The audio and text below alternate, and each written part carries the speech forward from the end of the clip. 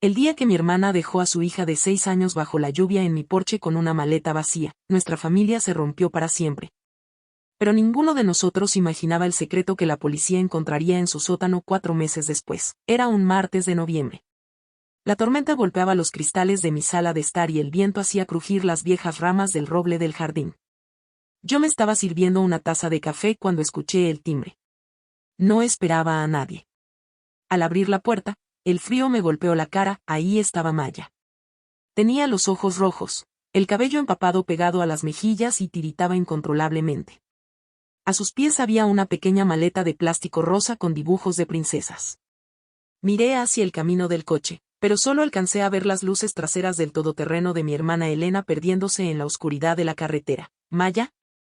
Me agaché de inmediato, tomándola por los hombros. Cariño, ¿qué pasó? ¿Dónde está tu mamá? Maya no lloraba. Tenía una expresión de terror absoluto, una mirada vacía que ningún niño de su edad debería tener jamás. Se abrazaba a sí misma con tanta fuerza que las de los dedos se le habían puesto blancas. Dijo que ya no puedo vivir en su casa, susurró Maya. Su voz era apenas un hilo. Dijo que soy una niña mala y que ahora te toca a ti limpiarme. El estómago se me revolvió. Sentí una oleada de calor y furia que me subió por el cuello. Llevé a Maya adentro rápidamente, cerrando la puerta contra el frío. La envolví en una manta gruesa y la senté en el sofá. Cuando abrí su pequeña maleta para buscar ropa seca, se me cortó la respiración. No había ropa. No había juguetes. No había un cepillo de dientes. Lo único que había dentro de la maleta era una nota arrugada escrita con la caligrafía perfecta y fría de mi hermana Elena. Ya no puedo más con ella. Su actitud está destruyendo mi matrimonio y afectando a Tomás. Es tu turno de lidiar con las consecuencias de tus consejos.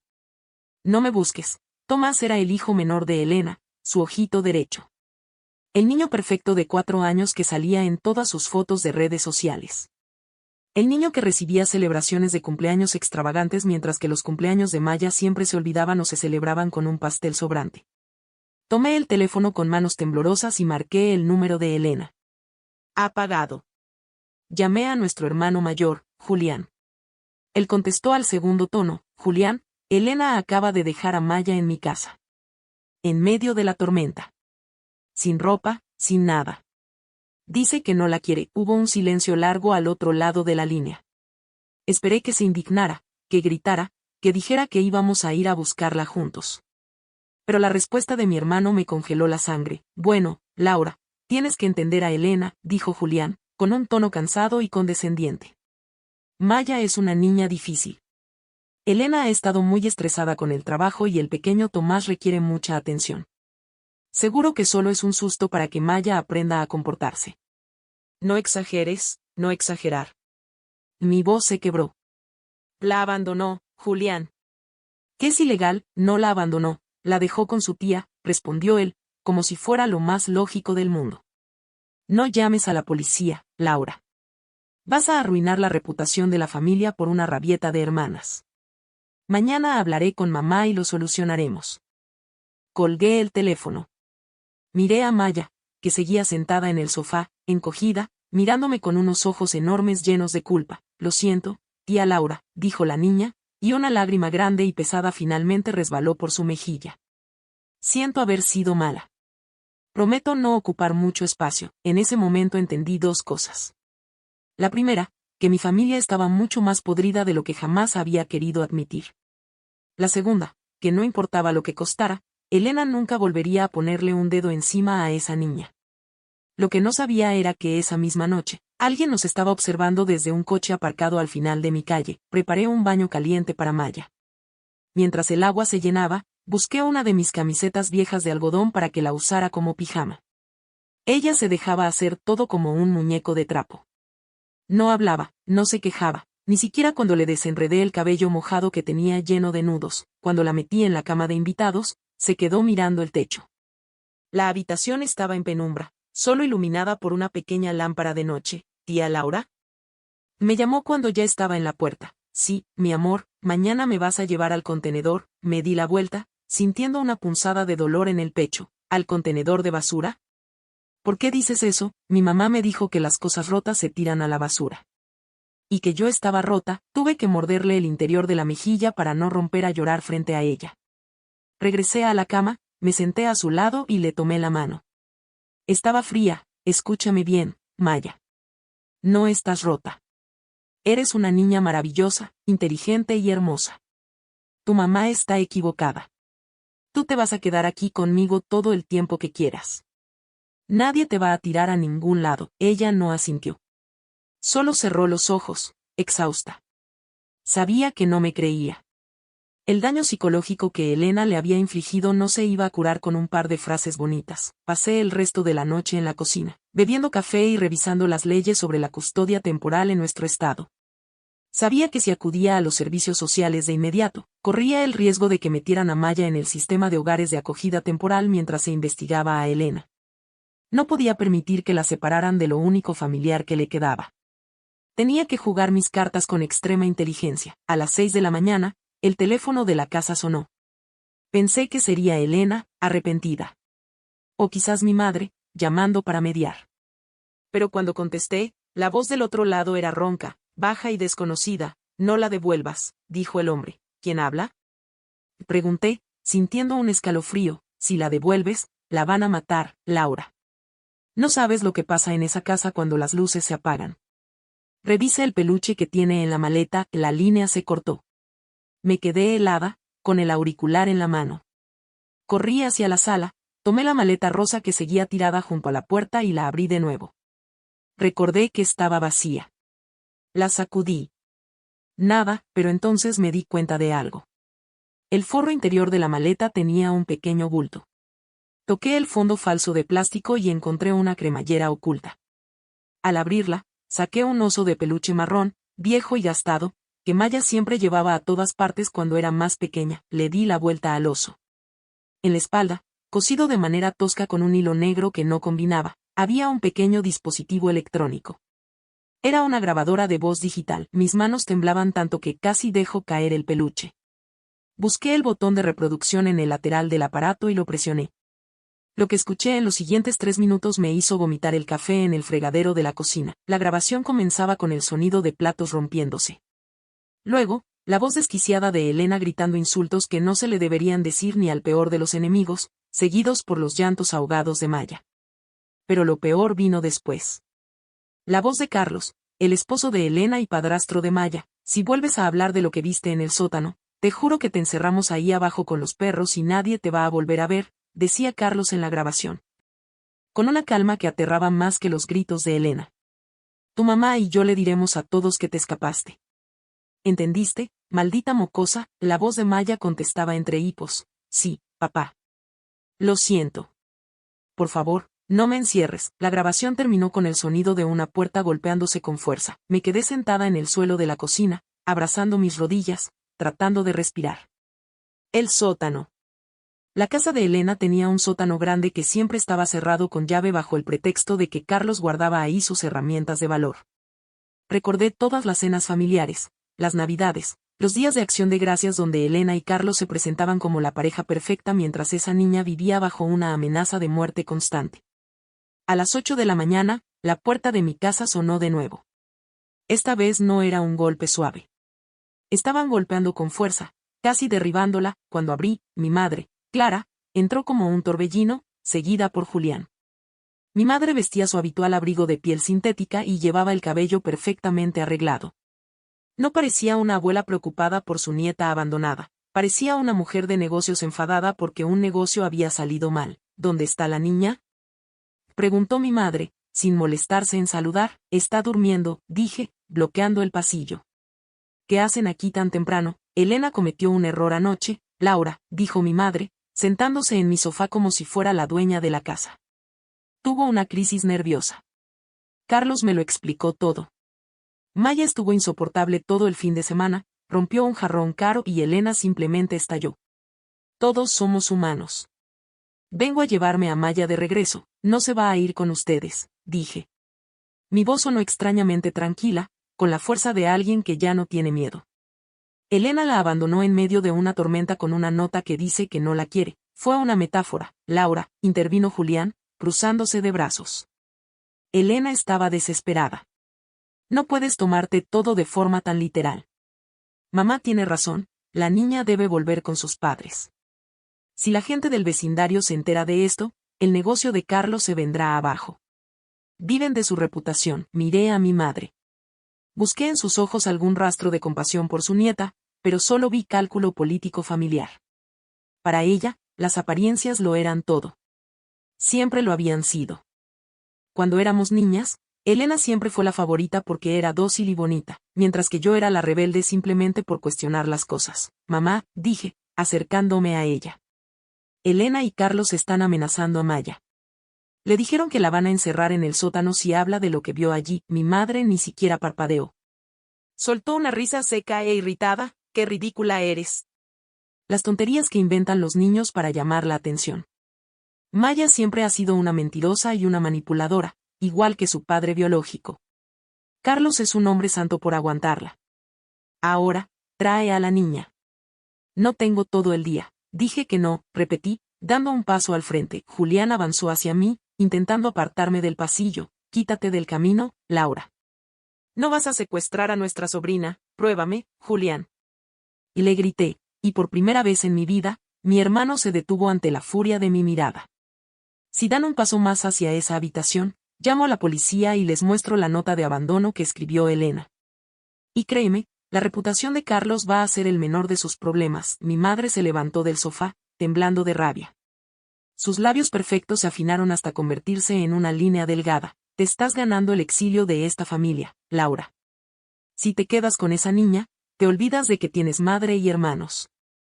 No te daremos ni un centavo, ni te ayudaremos cuando te canses de sus caprichos. Prefiero estar sola que rodeada de monstruos, contesté. Mi madre caminó hacia la salida con paso firme.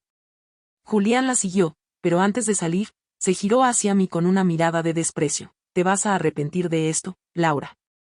Elena y Carlos no se van a quedar de brazos cruzados. Tienen abogados. Tú solo eres una maestra de escuela con un sueldo miserable. Disfruta a la niña mientras puedas. Cerraron la puerta de un golpe.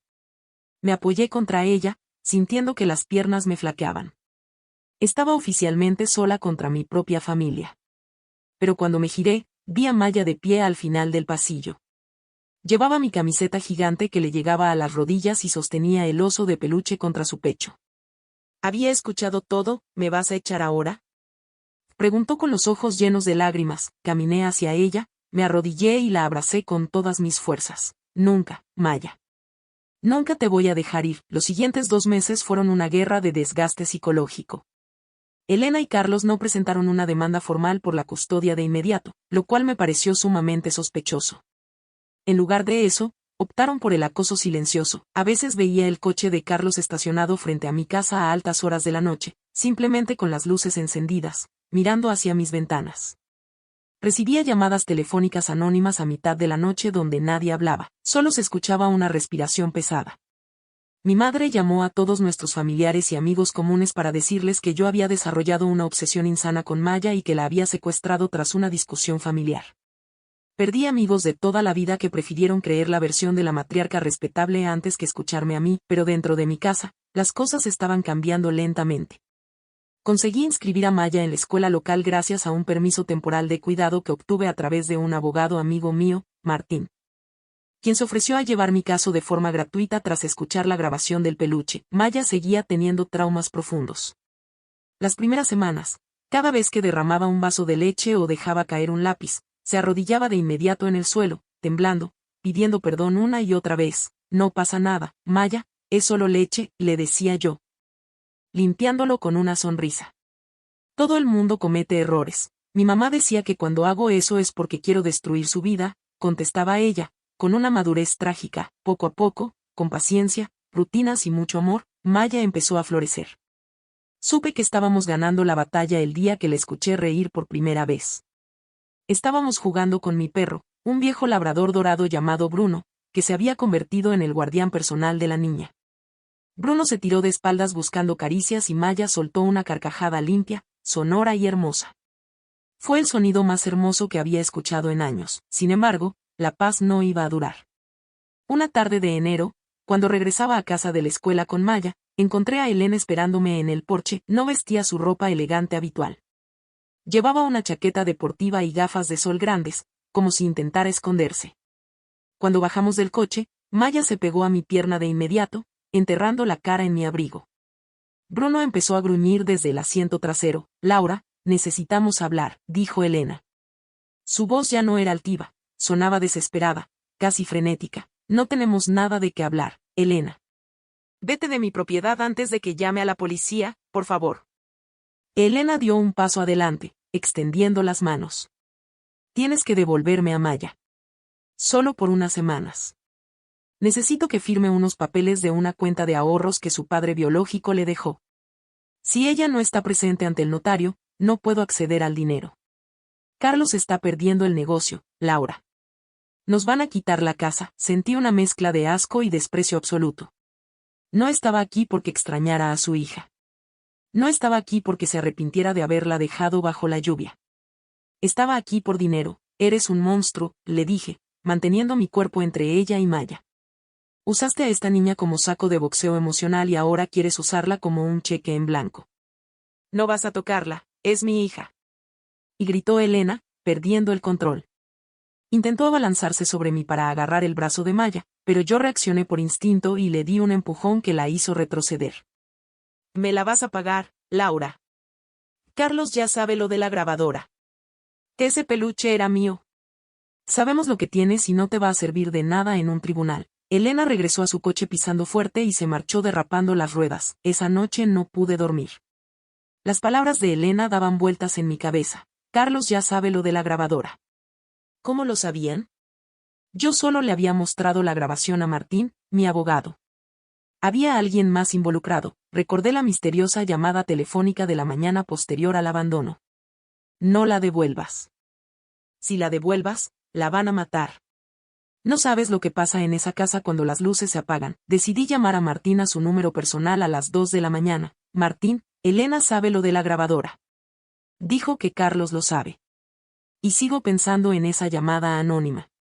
Alguien sabe lo que Carlos tiene en ese sótano. Martín suspiró al otro lado de la línea.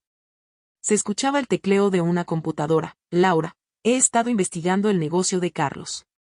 Es una empresa de importación y exportación de maquinaria pesada. Pero en los últimos 2 años, sus registros financieros no tienen sentido. Declara pérdidas enormes pero sigue comprando propiedades. Y hay algo más, la persona que te llamó, ¿está segura de que era la voz de un extraño? Sí, era una voz ronca, muy baja. Como si estuviera susurrando desde un armario. Mañana voy a presentar una moción de emergencia para la custodia total y solicitaré una orden de restricción contra Elena y Carlos, dijo Martín con firmeza. Pero ten cuidado, Laura. Si Carlos está metido en algo turbio, esto ya no es solo una disputa familiar por una niña. Es algo mucho más peligroso. 2 días después, la tormenta estalló de verdad. Pero no fue en los tribunales, era un viernes por la tarde. Yo estaba terminando de calificar unos exámenes en la escuela y Maya estaba en la biblioteca del colegio esperándome. De repente, mi teléfono móvil vibró. Era un mensaje de texto de un número desconocido. Soy el de la llamada. Carlos sabe dónde estás. Va hacia tu casa ahora mismo con Julián. Quieren destruir la grabadora original y los discos duros que Martín tiene en su oficina. No vayas a tu casa. Ve a la policía de la calle Quinta. Ahora, se me cayó el bolígrafo de la mano. Llamé a Martín, pero saltó el buzón de voz. Llamé a la oficina de Martín y la secretaria me contestó llorando. Laura. Alguien entró a la oficina hace 10 minutos. Destrozaron los ordenadores y se llevaron los archivos físicos de tu caso. Martín está en el hospital, lo golpearon con un objeto de metal, el mundo pareció detenerse a mi alrededor. La adrenalina me inundó el cuerpo.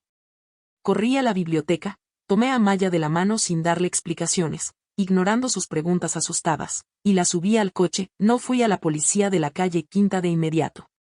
Sabía que si Carlos y Julián estaban desesperados, la policía local, donde Carlos tenía amigos debido a sus donaciones políticas, podría no ser de fiar o tardaría demasiado en actuar. Necesitaba pruebas contundentes. Necesitaba que el mundo viera lo que ellos eran. Conduje directamente hacia la casa de mi madre. Sabía que los viernes por la tarde ella siempre estaba en su club de lectura. La casa estaría vacía. Y recordé que mi madre guardaba una copia de las llaves de la casa de Elena en el cajón de la cocina para emergencias. Cuando llegué a la casa de mi madre, dejé a Maya en el coche con Bruno. Quédate aquí, pase lo que pase. No abras la puerta a nadie excepto a mí. Bruno, cuídala. El perro soltó un leve quejido y se acomodó sobre las piernas de Maya. Entré a la casa de mi madre usando mi vieja llave de repuesto que aún conservaba. Encontré el llavero de la casa de Elena en menos de 2 minutos. Tenía una etiqueta que decía Casa Elena. Junto a él, había algo más, un teléfono móvil prepago, de esos baratos que se compran en los supermercados. Lo encendí por curiosidad. En la pantalla de inicio solo había un hilo de mensajes enviados a un solo número, el mío. No la devuelvas. Soy el de la llamada. El corazón me dio un vuelco. La persona que me había estado advirtiendo, el hombre de la llamada anónima, no era un extraño. Miré las fotos guardadas en ese teléfono barato. Eran fotos de los registros financieros de Carlos, tomadas a escondidas en mitad de la noche. Y en el reflejo de una de las pantallas de cristal, vi el rostro de la persona que sostenía el teléfono. Era Julián, mi hermano mayor. El mismo que me había dicho que no exagerara, el mismo que defendía a Elena en público, era el que me había estado enviando las advertencias en secreto. Estaba jugando a 2 bandas, aterrorizado de Carlos pero incapaz de permitir que mataran a su sobrina. Salí de la casa corriendo, subí al coche y arranqué. ¿A dónde vamos, tía Laura?, preguntó Maya, asustada por mi velocidad. Vamos a terminar esto de una vez por todas, mi amor. No fui a mi casa. Conduje directamente a la casa de Elena y Carlos en el barrio residencial de lujo de la ciudad. Sabía que ellos no estarían allí, debían de estar buscándome en mi propia casa o celebrando la destrucción de la oficina de Martín. Aparqué a la vuelta de la esquina. Tomé el llavero de mi madre y le pedí a Maya que se quedara en el coche con Bruno una vez más. Esta es la última vez, lo prometo. Quédate abajo de los asientos y ves luces. Entré a la casa de Elena por la puerta trasera usando la llave. Todo estaba en un silencio sepulcral. La casa parecía una revista de decoración, limpia, minimalista, fría. Caminé por el pasillo principal hasta llegar a la puerta del sótano, oculta detrás de la despensa de la cocina. La puerta tenía un cerrojo digital moderno, pero también una cerradura física de seguridad. Probé las llaves del llavero de mi madre una a una hasta que la tercera giró con un chasquido pesado. Al abrir la puerta, un olor a humedad y a productos químicos me golpeó la nariz. Bajé los escalones de madera que crujían bajo mi peso, iluminándome con la linterna de mi teléfono móvil. Esperaba encontrar herramientas, tal vez cajas de contrabando del negocio de Carlos. Pero lo que había en ese sótano era una pesadilla de proporciones inimaginables. En el fondo del sótano, detrás de una pared falsa de madera contrachapada, había una habitación pequeña. No tenía ventanas. Solo había un colchón sucio en el suelo, una cadena de hierro anclada a la pared y varios platos de plástico para mascotas con restos de comida reseca. En las paredes de la habitación había dibujos hechos con crayones. Dibujos infantiles.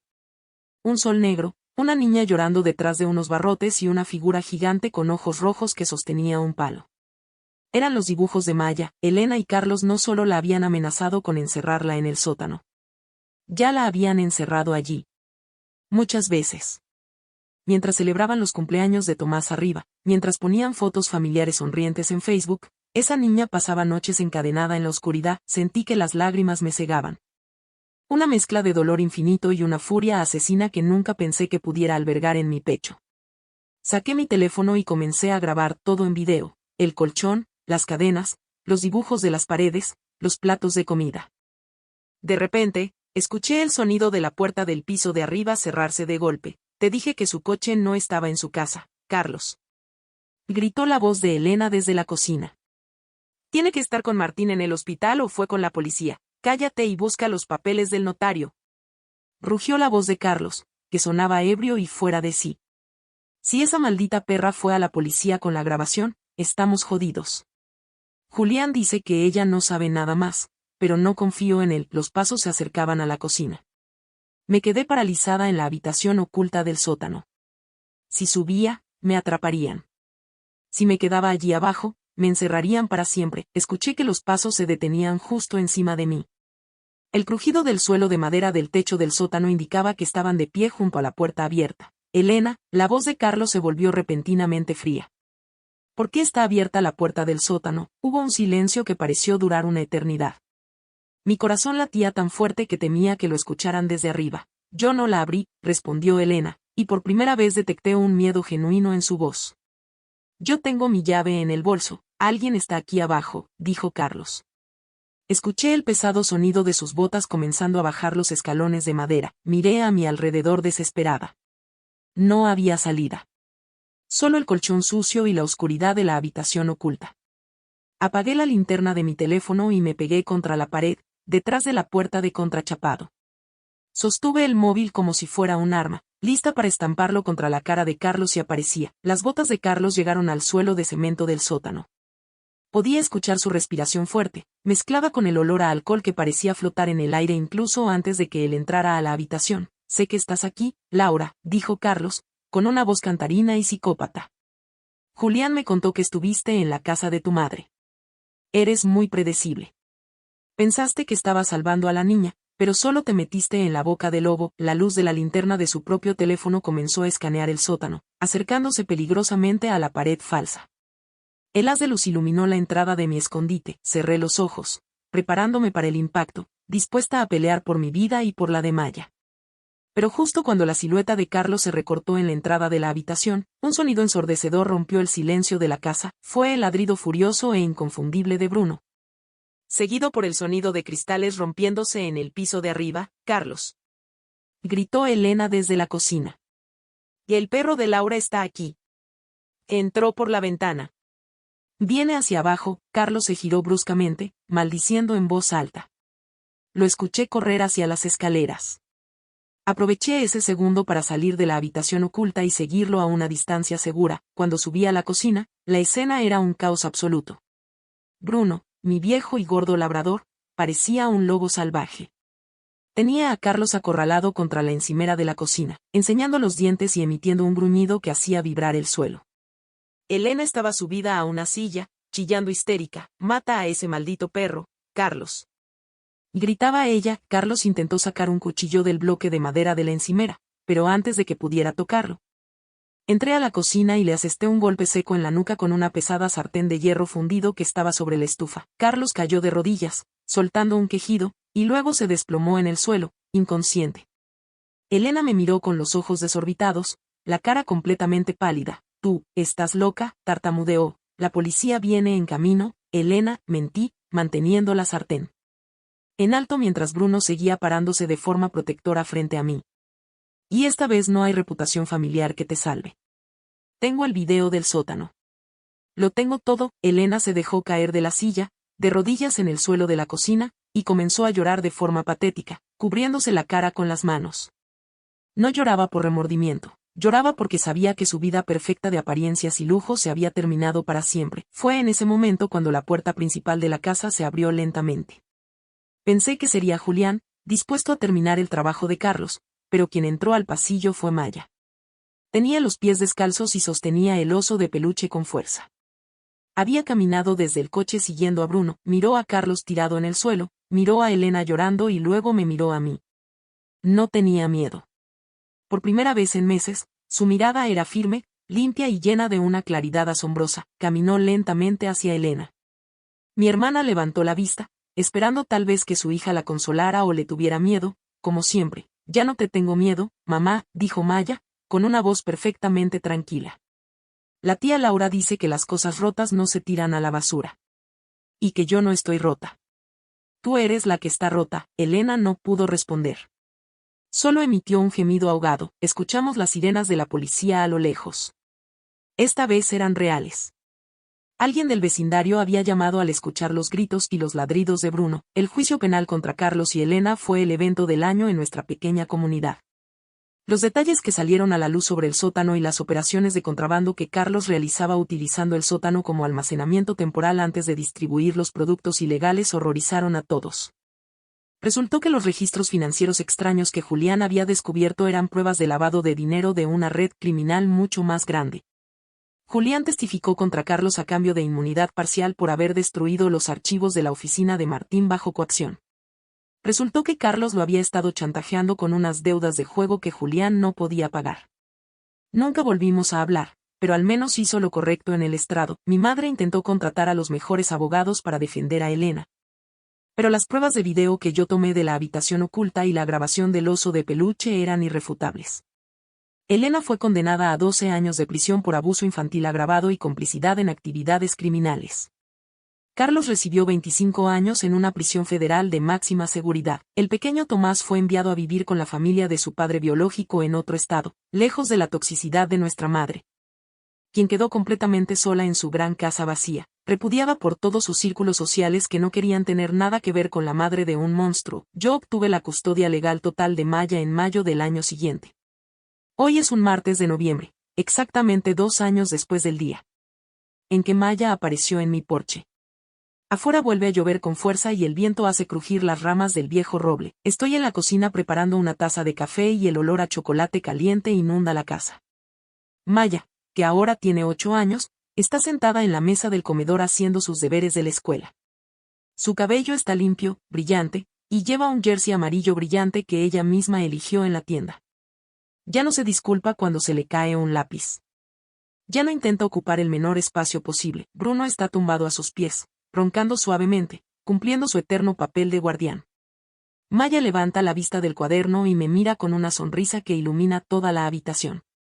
Una sonrisa real, libre de sombras, la sonrisa de una niña que sabe que está a salvo, que es amada y que finalmente tiene un hogar donde las luces nunca más se apagarán para esconder el dolor. Tía Laura, me dice, dejando el lápiz sobre la mesa. Sí, mi amor, gracias por abrir la puerta aquel día. Caminé hacia ella, le di un beso en la frente y la abracé con la certeza de que, aunque nuestra familia biológica se había roto en 1000 pedazos bajo la tormenta, nosotros habíamos construido algo mucho más fuerte sobre las ruinas, una verdadera familia elegida por el amor y la justicia.